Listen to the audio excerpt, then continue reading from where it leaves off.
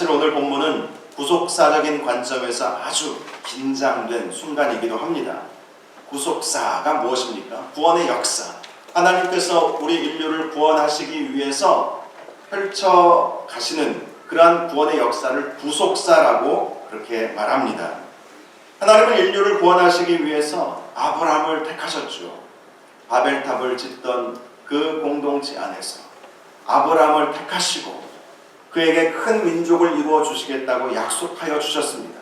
그리고 가나안 땅을 줄 것이고 너의 씨를 통해서 온 인류를 구속할 메시아를 보내므로 네가 축복의 통로가 되게 하겠다. 이것이 이 구속사의 출발점이었습니다. 그런데 아브라함의 직계 자손인 야곱이 가나안 땅을 떠나서 애굽으로 가는 것은 이 구속사적인 관점에서 보면 구속사의 중단 혹은 유보라고 볼 수밖에 없습니다. 야곱도 이러한 생각을 떨칠 수 없었던 것입니다. 내가 가나안을 떠나게 되면 하나님께서 계획하신 그 계획이 중단되는 것은 아닌가. 나 한 사람, 나의 가족의 영달을 위해서 하나님의 계획을 멈추게 한다는 것이 있을 수 있는 일인가. 이렇게 고민할 수밖에 없었던 것이죠. 야곱은 신앙의 사람이지 않았습니까? 하나님만을 의지하는 사람이었기에 자신을 통해서 이루고자 하시는 하나님의 계획이 무엇인지 잘 알고 있었어요. 그런데 먹고 사는 문제 때문에 애굽으로 가는 것이 과연 옳은가 이런 고민을 할 수밖에 없었던 것이죠. 그래서 브엘세바에서 하나님 앞에 제사를 드리고 하나님 말씀하여 주옵소서. 하나님의 뜻이 무엇입니까? 하나님이 가라고 하면 가고 가지 말라고 하면 가지 않겠습니다. 여기서 굶어 죽더라도 가지 말라고 하시면 여기 남겠습니다. 그러나 가라고 하시면 가겠습니다. 그렇게 하나님 앞에 기도했던 것입니다. 그런 고민 가운데 있던 야곱에게 하나님이 말씀하신 것이죠. 내려가라는 것이죠. 내려가도 좋다는 것입니다. 나도 함께 가겠다고 말씀하여 주셨습니다. 넌 거기에서 내가 계획하고 있는 큰 민족을 이루게 될 것이라고 약속해 주셨습니다. 네가 죽게 될 때에 요셉이 너의 눈을 감기워 줄 것이고 나는 너를 다시 가나안 땅으로 오게 할 것이라고 확실하게 말씀해 주셨던 것입니다. 야곱은 브엘세바에서 하나님의 말씀을 듣고 더 이상 고민하지 않게 되었습니다. 그래서 바로가 보내준 수레를 타고 그의 모든 소유물과 가축들을 가지고 드디어 애굽으로 넘어가게 되었던 것입니다. 이로써 아브라함 때로부터 시작된 이스라엘 백성의 가나안의 삶은 215년 만에 막을 내리게 되었습니다. 215년이라는 기간이 나온 근거는 아브라함이 그의 나이 75세에 가나안 땅에 이르게 되지 않았습니까? 그리고 거기서 25년 만인 100세에 아들 이삭을 낳게 되었습니다. 그리고 이삭이 60세에 에서와 야곱을 낳았고 야곱이 130세에 가나안을 떠나서 애굽으로 갔기 때문에 25 더하기 60 더하기 130을 합하면 215년이라는 결과가 나오는 것이죠. 즉 야곱을 중심으로 한 아브라함의 후손들은 아브라함이 가나안 땅에 정착한 지 215년 만에 가나안 땅에서의 삶을 마무리하고 애굽에서의 삶을 시작하게 되었던 것입니다. 정말 새로운 삶이 시작되는 거예요. 이전에는 한 번도 경험해 보지 못했던 새로운 삶을 그는 살아가야 되었던 것입니다. 그러니 근심하고 걱정하지 않을 수가 없었던 것입니다. 하지만 하나님께서 말씀하셨기에 그는 하나님을 믿고 의지하는 마음으로 애굽으로 가게 되었던 것입니다. 8절부터 27절까지 아주 긴 절에는 야곱의 장남 르우벤으로부터 시작해서 애굽에서 살아가게 될 야곱의 아들들과 손자들의 명단이 나와 있습니다. 27절을 보면 야곱의 집 사람으로 애굽에 이른 자가 모두 70명이었다라고 말씀을 하고 있습니다. 이 70명의 숫자는 야곱의 12아들들과 그 아들들을 통해서 낳은 야곱의 손자들, 즉 남자들만의 숫자를 가리키는 것입니다. 물론 디나가 한 사람 속해 있기는 하지요. 그러므로 당시 애굽 땅에서 살아가게 된 야곱의 자손들은 이 70명만이 아니라 더 있을 수도 있다는 것을 우리는 알 수 있어요. 왜냐하면 디나 외에도 이름이 알려져 있지 않은 다른 딸들도 함께하고 있다고 분명히 말씀을 하고 있기 때문이죠. 딸들도 함께하고 있었다. 또 며느리들과 손녀딸들을 포함한다면 학자에 따라서는 150명에서 200명까지도 그렇게 야곱의 자손들이 가나안 땅에서 애굽 땅으로 가게 되었다라고 보고 있습니다.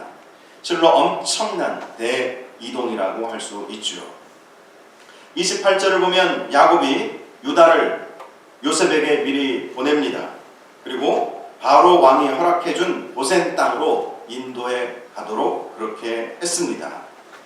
야곱이 유다를 요셉에게 미리 보낸 이유는 자기가 이 애굽으로 가는 그 과정에 있어서 유다의 역할이 가장 컸기 때문이었죠. 요셉이 형들을 시험하고자 이 베냐민을 데리고 오라고 했을 때에, 시몬을 결박하고 베냐민을 데리고 오라고 했을 때에 아버지를 끈질기게 설득해서 베냐민을 데리고 애굽으로 가게 했던 사람이 바로 이 유다였습니다. 유다 때문에 야곱은 요셉이 살아있고 애굽의 총리가 되었다는 사실을 알게 되었죠. 그래서 이 고센 땅, 애굽 땅으로 정착하는 그 과정에 있어서 유다에게 많은 역할을 맡기게 되었던 것입니다. 고센 땅은 어떤 땅인지 아십니까? 애굽 동북부에 위치한 땅입니다. 목축에 적합한 아주 비옥한 땅이었습니다. 바로가 야곱의 가족들에게 이 땅을 준 이유는 야곱 가족들의 주업이 목축업이었기 때문이었죠. 사실 애굽 사람들은 목축업을 천한 일로 여겼습니다. 그것이 바로를 비롯하여 바로의 신하들이 요셉의 가족들이 고센 땅에 이주하여 살게 함에 있어서 전혀 거리낌이 없게 만든 요인이기도 했습니다. 애굽 사람들은 싫어하는 일을 또 가축은 또 필요하기에 요셉의 그 가족들이 목축업을 대대로 해왔다라는 사실은 그들을 얼마든지 우리가 사는 땅에서 거주해도 좋게 하는 그 마음을 갖게 했던 것입니다. 또 고센 땅은 애굽 중심부인 나일강 상류 지역과는 떨어져 있는 곳이었기에 야곱의 가족들은 애굽의 통치권이 약한 땅에 머무르면서 그 나름대로의 자치권을 유지하면서 하나님을 섬기고 큰 민족을 이루는 토대를 마련할 수가 있게 되었던 것입니다. 야곱과 모든 가족이 고센 땅에 이르게 되자 요셉은 고센으로 올라가서 아버지 이스라엘을 드디어 만나게 되었습니다. 요셉은 아버지를 만나고 한참을 부둥켜 안고 울었습니다. 아버지의 얼굴을 22년 만에 본 것입니다. 22년 전 자신을 너무나도 사랑해 주시던 아버지, 자신이 애굽에 팔려왔을 때에 그것도 모르고 자신이 죽은 줄로만 알고 날마다 눈물로 밤을 지새우셨을 아버지를 보니 아버지를 끌어안고 한참을 운 것입니다. 아버지도 죽은 줄로만 알았던 요셉이 어느새 중년의 나이가 되었고 게다가 애굽의 총리가 되어 있었으니 아들을 부둥켜 안고 한참을 부자가 울게 되었던 것입니다. 그렇게 운 이후에 야곱은 아들 요셉에게 말합니다. 네가 지금까지 살아있고 내가 내 얼굴을 보았으니 지금 죽어도 족하다. 야곱이 이 말을 한 것은 그동안 아들에 대한 그리움이 만큼 컸다는 것을 말하는 것입니다. 야곱은 요셉의 동생 베냐민을 보면서 늘 요셉을 생각하지 않을 수가 없었습니다. 다른 아들들은 다 친형제들이 있어서 서로 의지하면서 살았지만 유독 베냐민만은 외로워 보였던 것이죠. 그 베냐민을 보면서 늘 요셉을 생각했던 것이고 또 자기가 그토록 사랑했던 요셉과 베냐민의 친모인 라헬을 생각하면서 요셉을 잃어버린 죄책감이 그에게 늘 있었던 것입니다. 그런데 22년 만에 애굽의 총리가 된 아들을 만났으니 그는 더 이상 여한이 없었던 것이죠. 한참을 그렇게 운 후에 요셉은 아버지와 형들에게 앞으로의 계획에 대해서 말해 주었습니다. 요셉은 이제 자신이 바로에게 갈 것인데 가서 자신의 형들과 아버지가 왔는데 그들은 목축하는 사람들이기에 양과 소와 모든 소유를 이끌고 왔음을 알리겠다라고 말해 주었습니다. 그러므로 바로 왕이 형들과 아버지를 불러서 너희의 직업이 무엇이냐라고 묻거든 우리는 어렸을 때부터 지금까지 목축하는 자들이었습니다. 우리와 우리의 선조가 다 그러했습니다. 라고 그렇게 꼭 말을 해달라고 부탁을 한 것입니다.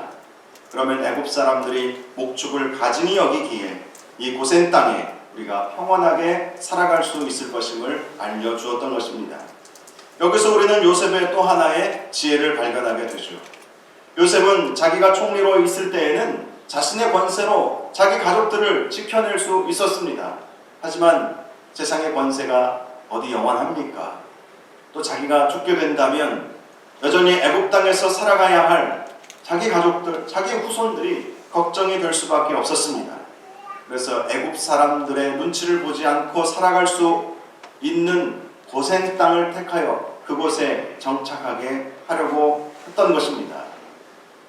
애굽 사람들이 목축업을 경히 여긴 이유는 그들의 주업이 농업이었기 때문이었습니다. 농업은 한 곳에 정착하여 살아가면서 문명사회를 발전시켜 나갈 수 있는 토대가 되죠. 한 곳에 머물러서 계속해서 집 짓고 건물 짓고 문화를 발전시켜 나가는, 그래서 이 애굽이 그 문명이 발달을 한 것이죠. 지금도 세계 7대 불가사의라고 하는 피라미드와 같은 그런 어마어마한 건축물들을 짓고 수천 년에 이르는 그런 문화를 발전시킬 수 있었던 것이 애굽이 일찌감치 농업을 주업으로 삼았기 때문이었습니다. 반면에 목축업은 어떻습니까? 이리저리 떠돌아다녀야 되지 않겠습니까? 이곳에서 풀을 다 뜯어먹으면 저곳으로 가야 되고 풀이 있는 곳으로 계속해서 돌아다녀야 되니까 그들은 이 목축업을 하는 사람들은 문화를 발전시킬 수 없었어요. 그러니 애굽인들 입장에서 볼 때 목축업을 하는 사람들을 일명 노마드라고 부르죠. 노마드, 떠돌이들, 떠돌아다니는 사람들. 그러니 그들은 문명이 발달하지도 않았던 사람들에게 그들을 낮추어 보았던 것입니다. 그러나 이것이 결국 야곱의 남자만 70여 명, 여인들과 아이들을 합하면 200명 가까이 되는 대가족이 고센 땅을 중심으로 목축업을 하면서 마음껏 살아갈 수 있게 한 토대가 되었던 것입니다. 이렇게 해서 야곱의 가족들은 고센 땅에서 이제 살아가게 되죠. 고센 땅에서 400년 이상을 살게 됩니다. 하나님은 약속에 신실하신 하나님이시기에 야곱에게 약속해 주신 그 말씀을 그대로 이루어 주셨습니다. 애굽 땅에서 400년 동안 이스라엘 백성은 큰 민족을 이룰 수 있게 되었죠. 20세에서 60세 사이 전쟁에 나갈 수 있는 장정의 숫자만 60만 명이 출애굽을 했습니다. 그러므로 적어도 출애굽했을 때 이스라엘 백성의 숫자는 200만 명 이상으로 보는 것이 타당하죠. 20세 미만의 사람들, 어린아이들, 또 여인들, 또 20세에서 60세 사이에 60만 명, 또 그 외에 여인들과 노인들을 합하면 실로 엄청나게 많은 인구가 늘어나게 되었던 것입니다. 400년 만에 이스라엘 백성은 큰 민족이 되어서 모세가 지도자가 되므로 출애굽할 수 있게 되었던 것입니다. 오늘 말씀해 주는 교훈은 야곱이 가나안 땅을 떠나 애굽 땅으로 정착하는 과정에서 하나님께 제사하고 하나님께 물어보았다는 것입니다. 제가 가는 길이 맞습니까? 그때 하나님께서 말씀하여 주셨죠. 내가 함께 가겠다. 이것이 우리가 인생을 걸어가면서 늘 가지고 있어야 할 원칙이자 항상 그런 마음을 가지고 있어야 한다는 것입니다. 먼저는 하나님께 물어봐야 합니다. 하나님, 이 길이 맞습니까? 그럴 때 내가 함께 가겠다라는 하나님의 확실한 응답을 들어야 되겠다. 항상 이런 생각을 하면서 살아야 한다는 것입니다. 야곱이 미지의 땅, 아브라함에게는 가지 말라고 말씀하셨던 애굽 땅으로 나아갈 때에 그는 하나님께 간절히 기도했습니다. 내가 가는 이 길이 맞습니까? 하나님은 말씀하여 주셨습니다. 내가 함께 갈 테니 두려워하지 말라. 나는 너와 함께 할 것이다. 내가 거기서도 너를 도울 것이고 나의 계획을 이룰 것이다.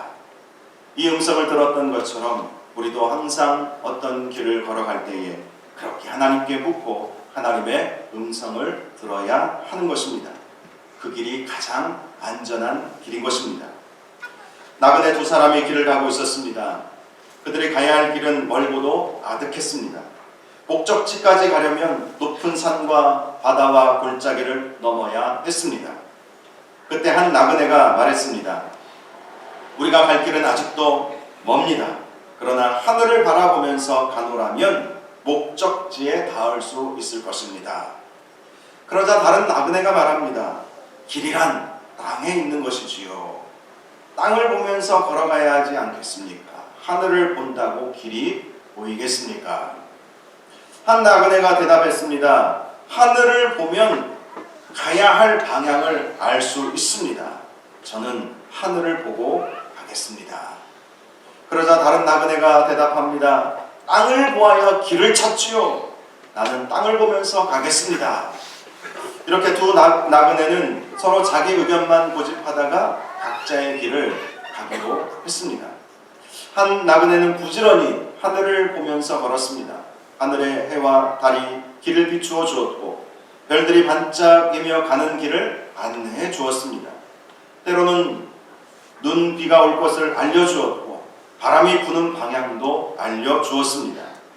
나그네는 하늘의 안내를 따라서 열심히 길을 갔습니다. 그리고 얼마 후에 무사히 목적지에 잘 도착할 수 있었습니다. 반면에 다른 나그네는 땅만 보면서 걸었습니다. 길이 없는 숲속을 헤매고 골짜기를 건너 열심히 걸었지만 캄캄한 어둠뿐이었습니다. 몇 날을 걸어도 산 하나도 넘지 못한 채 오던 길만 뱅뱅 돌다가 지쳐서 쓰러지고 말았다는 것입니다. 실제로 우리 인생을 살아가면서 미지의 길로 가야 할 때가 많이 있죠. 그 길은 한 번도 가보지 못한 길이고 전에는 생각해 본 적도 없는 길일 가능성이 대부분입니다. 그러기에 우리가 우리 인생길을 살아가면서 두려움이 있을 수밖에 없는 것이죠. 잘할 수 있을까 의문이 들기도 합니다. 이제 다가올 2026년이 그러지 않겠습니까? 이 세상 그 누구도 2026년을 먼저 살아본 사람은 아무도 없습니다. 그저 시간이 주어지기에 우리는 그 길을 가야 합니다. 야곱이 어쩔 수 없이 애굽으로 가야 했던 것처럼 우리도 2026년을 그래도 그냥 주어지는 시간이기에 우리는 살아가야 합니다. 그러기에 때로는 두려움이 있을 수밖에 없는 것이죠. 그런데 우리가 하나님께 기도하고 하나님의 도우심을 구하면 하나님은 분명히 우리에게 말씀하여 주실 것입니다. 2026년에도 나는 너와 함께 가겠다. 내년에도 나는 네가 가는 곳마다 함께 있을 것이야. 나는 나의 계획을 너를 통해서 반드시 이룰 것이야. 하나님이 분명히 그렇게 말씀해 주실 것입니다. 우리가 가는 길이 어려워 보이고 미지의 길이라 할지라도 하나님이 함께 하신다면 결코 두려움은 없을 것입니다. 2025년도에도 하나님과 함께 하셨듯이 2026년도에도 하나님과 함께 우리 인생길을 걸어가시는 저와 여러분들 되시기를 바랍니다. 그 길이 가장 안전한 길입니다. 내가 아무리 땅 보면서 걸어가봐야 길을 못 찾아요. 그런데 하나님께서 말씀하여 주시는 대로 가면 그 길이 지름길이고 그 길이 가장 좋은 길이라는 사실을 꼭 기억하셔서 2026년도에도 하나님께서 인도하시는 그 길 따라서 순종하며 걸어가시는 저와 여러분들 되시기를 주님의 이름으로 축원합니다. 이 시간 우리 함께 찬양하기를 원합니다. 비준비하심이. 이 제목처럼 우리 하나님은 우리 인생에 많은 것들을 준비해 놓으시는 하나님이십니다. 하나님은 전능하시고 위대하십니다. 2026년